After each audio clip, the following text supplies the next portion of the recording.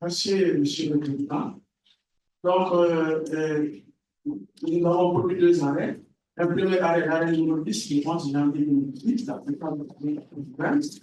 Et dans cet arrêt, la section administrative à l'époque, c'est-à-dire comme réduction d'appel, a censuré l'individuel de Bamako pour avoir évité le recours à la responsabilité administrative contre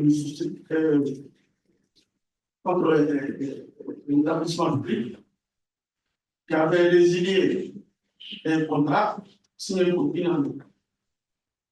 Donc, et le tribunal administratif et la section administrative de la politique il s'est posé entre ces deux juridictions un problème de compétence pour connaître le contentieux de l'exécution d'un contrat certifié de prestations de services dont l'autorité contractante est une personne nationale. Et de l'examen des énonciations de l'arrêt, le 10 janvier 2018, pendant l'information du jugement numéro 324 du 25 août 2017, administratif de Bamako sont avancés. Et le premier moment, c'est la disposition textuelle d'abord du tribunal administratif, surtout l'article 7 de la loi portant organisation de fonctionnement des tribunaux administratifs. Il dispose que le tribunal administratif connaît les recours en aliénation, l'excès de pouvoir diriger contre les décisions des autorités administratives et régionales, locales et communales et les litiges de l'exécution des contrats, marchés publics et délégations de services publics.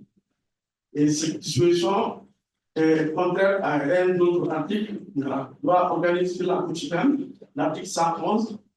Il dit que la section administrative est compétente pour connaître en premier et dernier ressort les recours dirigés contre les décrets, arrêtés ministériels ou interministériels et les actes des autorités administratives centrales, nationales et indépendantes.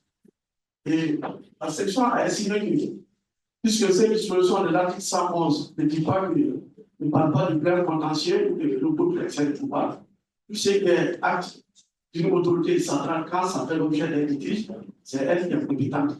Donc, elle a infirmé le jugement du droit administratif qui avait reconnu sa compétence sur la base de l'article 7 de la loi signative du tribunal administratif. Donc, l'intérêt est qu'on a, entre les dispositions contradictoires, celle de la Cour suprême a dominé. Donc, il prévoit la compétence de la Cour suprême sur tous les actes passés par les autorités administratives nationales, indépendantes et centrales. Donc, ça, c'est le premier arrêt. Le second arrêt, ça, c'est l'arrêt numéro 117, du 20 février 2020, la section administrative de la Cour suprême. Et dans cet arrêt, la Cour suprême fait un règlement de finances en faveur des compétences du comité de règlement des différents états MINES, c'est-à-dire de l'autorité de régulation des marchés publics, de délégation des services publics et de la section administrative, pour connaître les litiges relatifs à la passation des marchés publics et délégations des services publics dont l'autorité contractante est une société anonyme à participation publique majoritaire.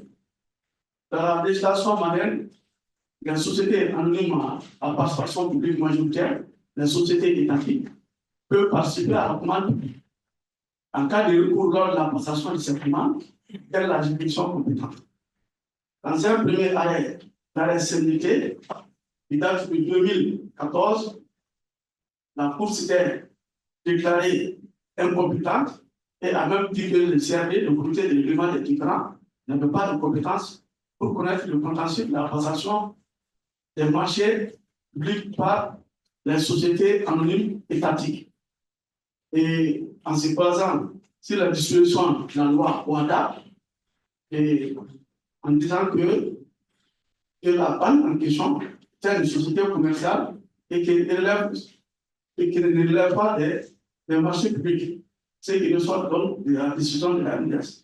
Donc, quand la MDS a appliqué cette ancienne jurisprudence, en se disant incompétent pour connaître les recours contre les litiges relatifs à la passation des marchés publics par une banque, dont l'État est actionnaire majoritaire, cette fois-ci, la Cour a fait un règlement en annullant cette décision il y a une compétence de l'autorité de régulation des marchés publics, en ces termes. Et la Cour précise que la société anonyme en participation publique majoritaire qui opte pour les contrats de type privé, déjà contrat éligible par les textes de loi d'art, les recours contre ces contrats ne peuvent être portés devant les juridictions judiciaires de droit commun, notamment les tribunaux de commerce et la CISGA.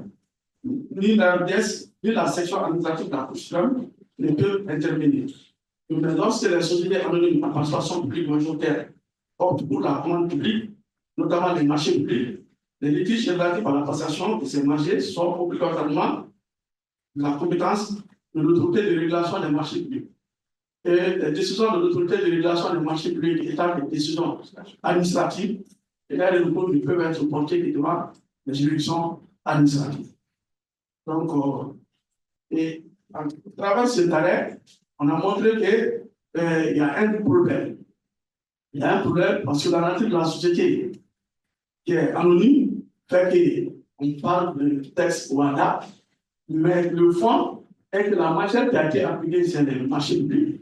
Et qui parle du marché public, qui parle du code du marché public. Donc, on doit faire application des dispositions du code du marché public. Et ce code prévoit un recours obligatoire à l'ARDS, c'est-à-dire à l'autorité de régulation, pour tout contentieux relatif à la passation des marchés publics. Donc, il faut faire un recours gracieux et un recours non juridictionnel. Avant tout, le recours juridictionnel. Donc, si il s'agit de litiges relatifs au code des marchés, à l'exécution, à l'application du code des marchés relatif à la passation des marchés publics, et qu'il faut obligatoirement saisir l'autorité de régulation, il y aura une décision. Et cette décision étant de nature administrative, donc la section administrative va obligatoirement exister en matière. Donc, c'est ce qui a été fait comme règlement de jurisprudence.